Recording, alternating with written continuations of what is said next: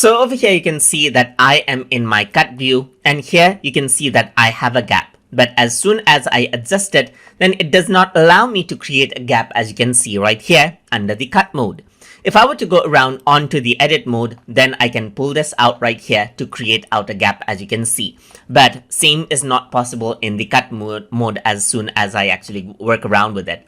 So workaround for this to create a gap over here is to go around and select out a clip right here and press the dot button right here on your keyboard. So go around and press the dot, that is the period button, and you can see that you can nudge everything out one frame as you tap on it right here.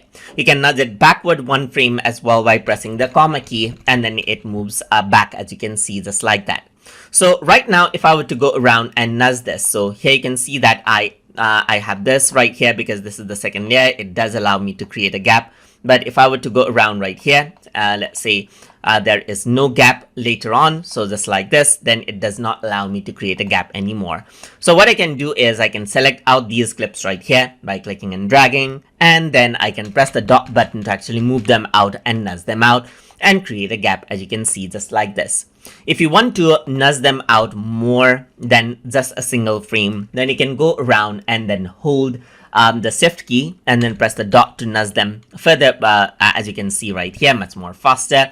And you can press the comma key to nudge them back into place right here, just like that. And that is how you can nudge clips in cut view inside of Davinci Resolve. So hope you guys learned something as always. And as always, please like, comment, share, and subscribe.